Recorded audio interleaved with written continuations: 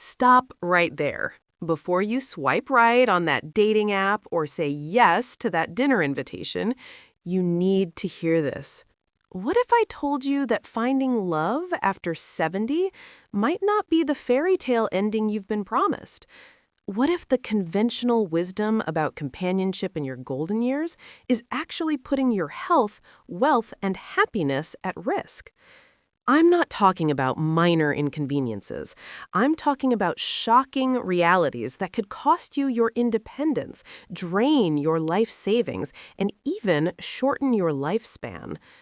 The retirement industry won't tell you this. Your well-meaning children certainly don't want to discuss it. But today, we're breaking the silence. Stay with me for the next 15 minutes because what you're about to learn could be the most important decision of your senior years.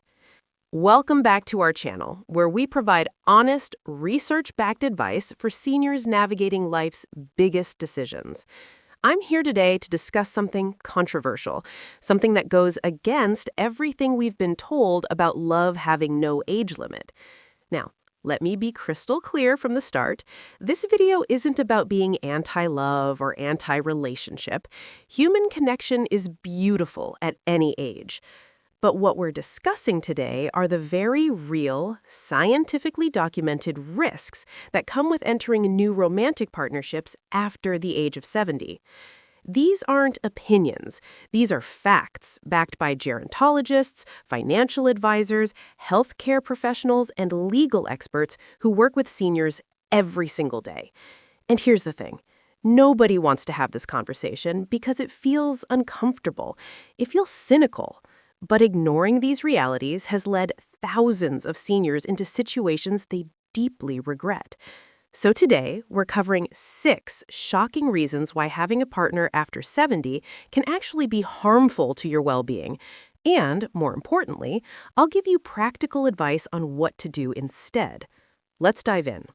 Reason number 1, and this is the big one: financial exploitation and elder fraud. Here is a statistic that should make your blood run cold. According to the National Council on Aging, seniors lose an estimated $2.9 billion annually to financial scams and exploitation. And you want to know the most common perpetrator? Not strangers on the internet, not distant relatives. It's new romantic partners. The FBI calls it romance fraud, and it's exploding among the 70-plus demographic. Here's how it works. Someone enters your life. They're charming, attentive, everything you've been missing. They share your interests, your values, your dreams for the future. And slowly, almost imperceptibly, the requests begin. First, it's small: help with a car repair, a temporary loan for a medical expense. Then it escalates. Co-signing for a loan, adding them to your bank account for convenience, changing your will to include them. Before you know it, your nest egg, the one you spent 40, 50 years building, is gone. But here's what makes this even more insidious. It's not always malicious scammers. Sometimes it's well-meaning partners who simply have terrible financial habits, adult children with addiction problems, or people drowning in debt who see your financial stability as a life raft. A study published in the Journal of Elder Abuse found that seniors who enter new relationships after 70 are 3 times more likely to experience significant financial loss compared to those who remain single. 3 times. And here's the heartbreaking part. Many victims never report it because they're embarrassed. They feel foolish.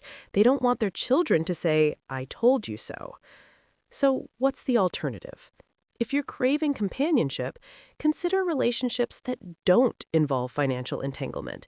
Keep your finances completely separate. Never, and I mean never, add someone to your accounts or property titles unless you've known them for years and have had independent legal and financial counsel review the decision. Reason number 1, and this is the big one: financial exploitation and elder fraud. Here is a statistic that should make your blood run cold. According to the National Council on Aging, seniors lose an estimated $2.9 billion annually to financial scams and exploitation. And you want to know the most common perpetrator? Not strangers on the internet, not distant relatives. It's new romantic partners. The FBI calls it romance fraud, and it's exploding among the 70-plus demographic. Here's how it works. Someone enters your life. They're charming, attentive, everything you've been missing. They share your interests, your values, your dreams for the future. And slowly, almost imperceptibly, the requests begin. First, it's small, help with a car repair, a temporary loan for a medical expense. Then it escalates.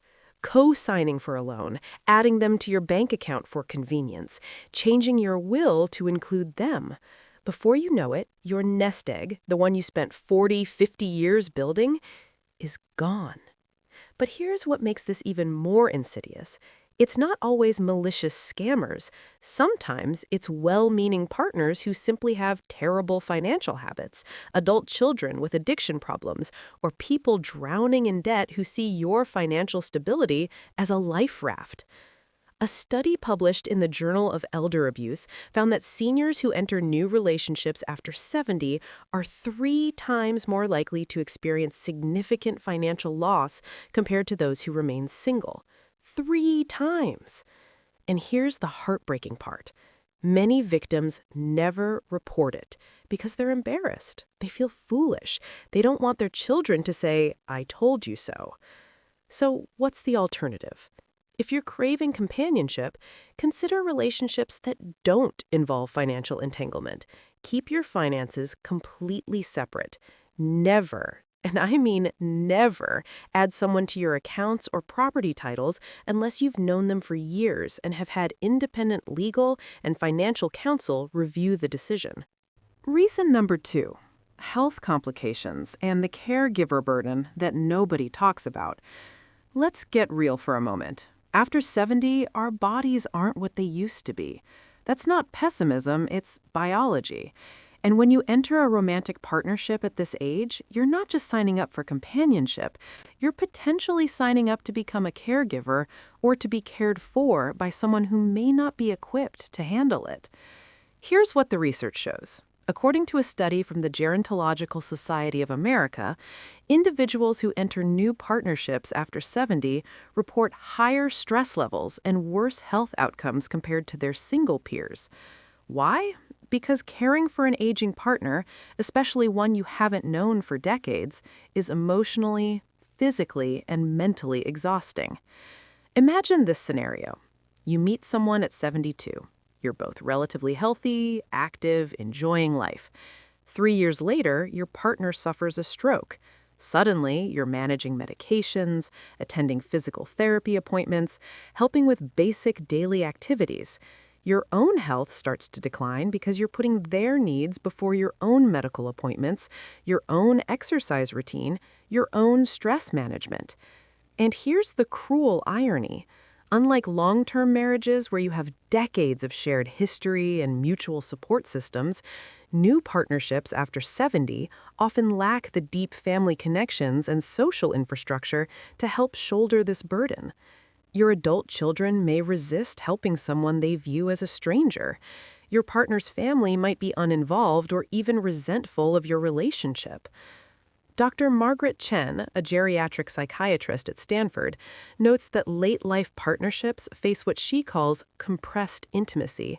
You're trying to build in 5 or 10 years what other couples built over 30 or 40 years.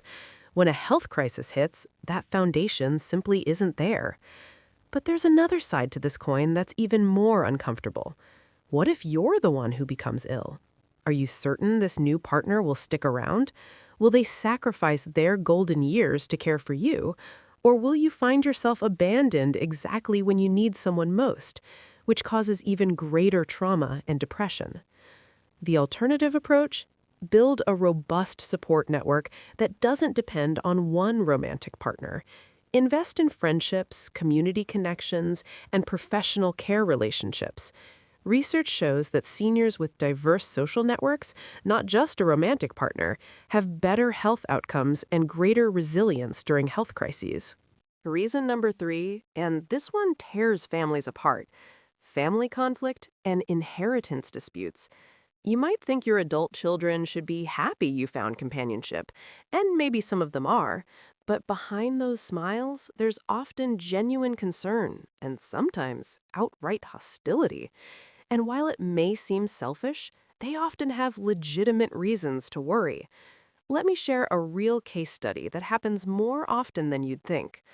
Margaret, age 74, met Robert, age 76, at a community center. After dating for 18 months, they moved in together. Margaret's 3 adult children were polite but distant. 2 years later, Margaret passed away unexpectedly from a heart attack. Here's where it gets messy.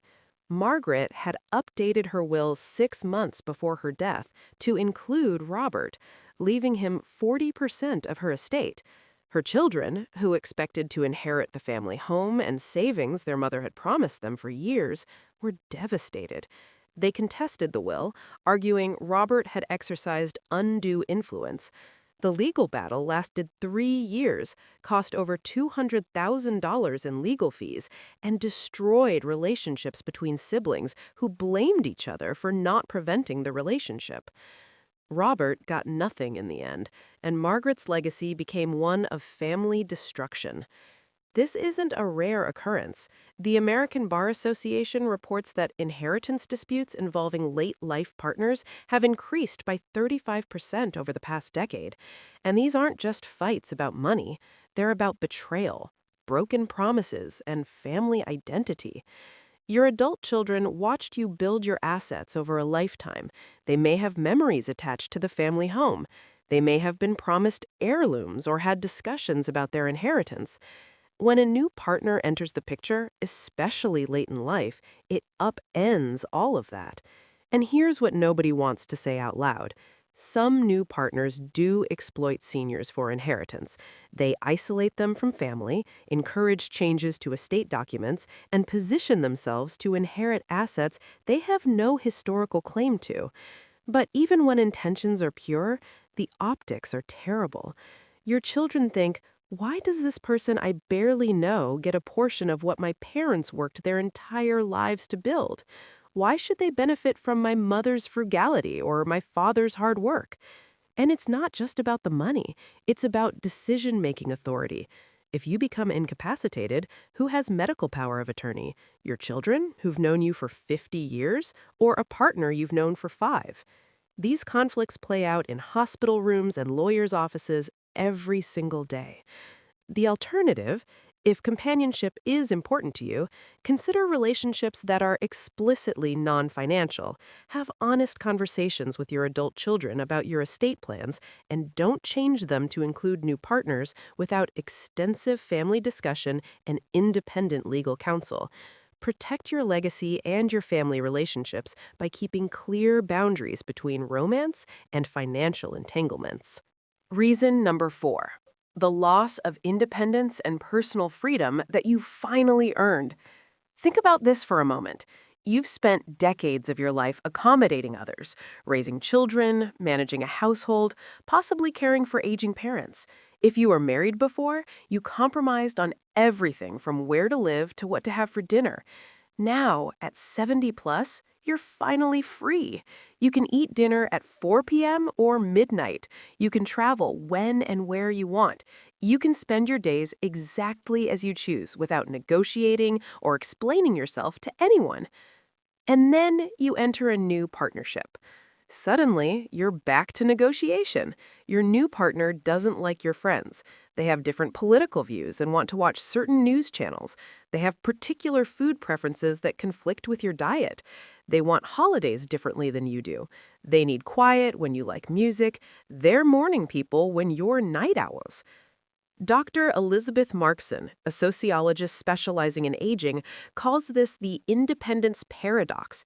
She notes that seniors who've lived independently for several years after widowhood or divorce often struggle profoundly when repartnering because they've rediscovered autonomy and are unwilling to surrender it. But here's the deeper issue. At this stage of life, you have limited time left.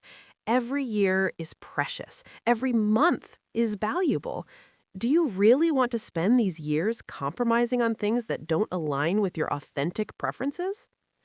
One study from the Journal of Gerontology found that seniors in new partnerships after 70 reported feeling trapped or obligated at rates 40% higher than those who remained single or those in very long-term relationships.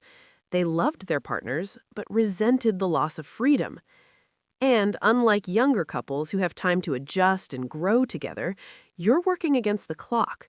Your habits are deeply ingrained. Your preferences are set. Changing them now isn't growth, it's often just exhausting. There's also the issue of living spaces. Do you move in together? Who's home? Who gives up their familiar environment, their neighborhood, their local connections? These aren't small questions. At 70 plus, your environment significantly impacts your well-being, cognitive function, and even longevity. The alternative? Embrace what's called living apart together, or LAT relationships.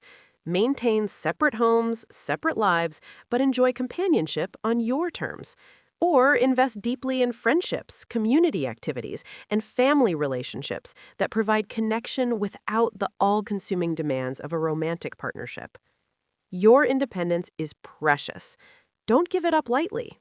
Reason number 5, and yes, we're going there, sexual health risks and uncomfortable realities. This is the topic that makes everyone squirm, but we need to discuss it because the statistics are genuinely alarming. According to the CDC, sexually transmitted infections among adults over 65 have more than doubled in the past decade. Doubled! Why?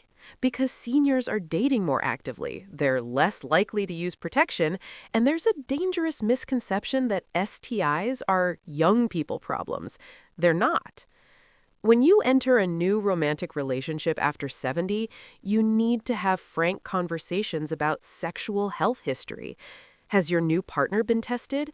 What's their relationship history? Are they carrying infections from previous partners? These conversations are awkward at any age, but they're particularly uncomfortable for a generation that didn't grow up discussing sexuality openly. But the consequences of avoiding them can be serious. Herpes, chlamydia, gonorrhea, even HIV, all are increasingly common in the senior population. But beyond STIs, there are other sexual health considerations: medication interactions, physical limitations, different expectations around intimacy, and emotional vulnerabilities all come into play. The pressure to be sexually active when you might prefer companionship without that component can be significant. Dr. Sarah Whitbourne, a clinical psychologist specializing in aging and sexuality, notes that many seniors enter new relationships feeling pressured to perform sexually in ways that don't align with their actual desires or physical capabilities. This creates anxiety, shame, and relationship stress. And here's another reality. Emotional intimacy at this stage might be more valuable and fulfilling than physical intimacy.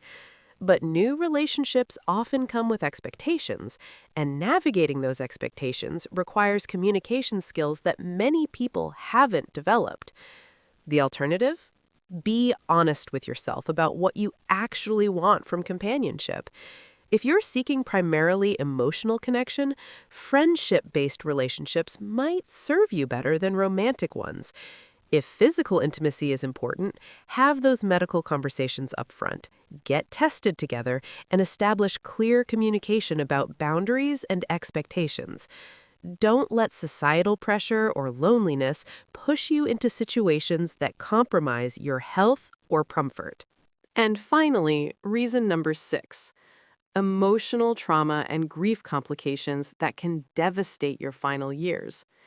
Here's a truth that grief counselors know but rarely discuss publicly. Entering a new serious relationship after 70 often reopens old wounds and complicates the grieving process in ways that can be psychologically harmful. If you're widowed, you've experienced profound loss. Grief doesn't follow a timeline, and it certainly doesn't end just because you've met someone new. Many seniors report feeling guilty about new relationships, as if they're betraying their deceased spouse. This guilt can be absolutely crushing.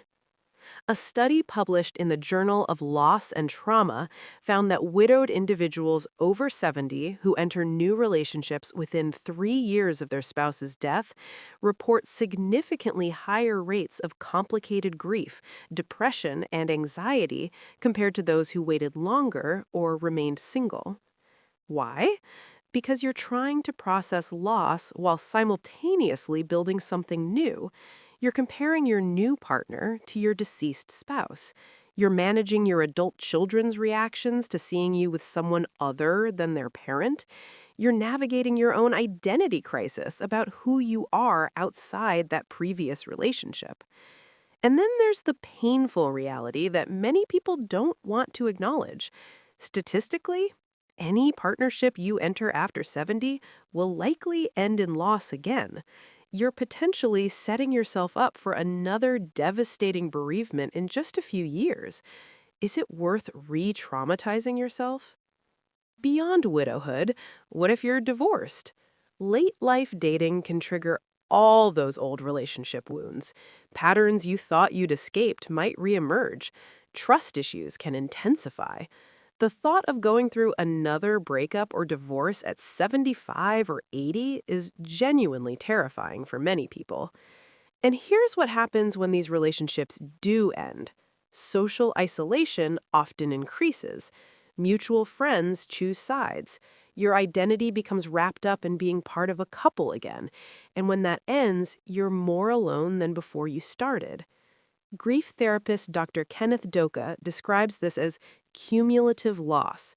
Each new loss compounds previous losses, and the emotional resilience required to recover diminishes with age. The alternative? Take time, real time, to process previous losses before entering new romantic entanglements. Invest in therapy, support groups, and grief counseling. Build emotional resilience through non-romantic relationships that won't re-traumatize you if they change, and honestly assess whether you're seeking a partner because you genuinely want one or because you're running from the pain of being alone.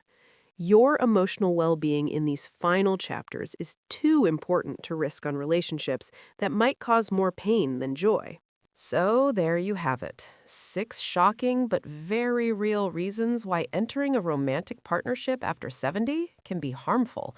Financial exploitation, health and caregiver burdens, family inheritance conflicts, loss of hard-won independence, sexual health risks, and emotional trauma complications. Now, I know this video might feel heavy. You might be thinking, so what? I'm just supposed to be alone forever? Absolutely not. Here's what I want you to understand. This video isn't anti-companionship. It's anti-risky romantic entanglement that threatens your well-being. There's a massive difference. So what should you do instead? Let me give you positive alternatives. First, invest in deep friendships. Research consistently shows that strong friendship networks provide the same health benefits as romantic relationships, without most of the risks we've discussed. Join clubs, volunteer organizations, take classes, build a community of people who share your interests. Second, consider living apart together relationships if you do want romance. Maintain separate households, separate finances, separate lives, but enjoy companionship. Travel together, spend time together on your terms. This arrangement has become increasingly popular among seniors because it offers connection without total entanglement. Third, get serious about estate planning and legal protection. If you do enter a relationship, work with an elder law attorney to create ironclad prenuptial agreements, maintain separate finances, and protect your assets and your heirs. Fourth, explore intergenerational connections, mentorship programs, community activities with younger generations, time with grandchildren. These relationships bring tremendous joy and purpose without romantic complications. Fifth, embrace solo living as a positive choice, not a consolation prize. There's incredible research showing that seniors who reframe independence as empowerment rather than loneliness report higher life satisfaction. And finally, if you are in a healthy, fulfilling relationship after 70, that's wonderful. This video isn't telling you to leave, but it is asking you to honestly assess whether your relationship enhances your life or diminishes it. Are you staying because it's genuinely good for you, or because you're afraid of being alone? Your 70s, 80s, and beyond should be about quality of life, about peace, about freedom from drama and complication, about protecting what you've built and leaving the legacy you want to leave. Don't let societal pressure, loneliness, or fairy tale thinking push you into decisions that compromise your well-being in these precious final chapters.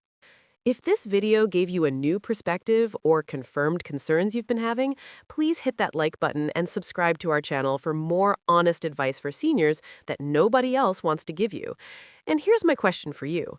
Do you agree or disagree with these points? Have you experienced any of these situations yourself or seen them happen to someone you love? Share your story in the comments below. Your experience might help someone else make a better decision. Also, if you found this valuable, please share it with other seniors in your life who might be considering new relationships. This is information everyone deserves to have before making these major life decisions. Remember, you deserve peace, security, and happiness in your golden years. Don't compromise those things lightly.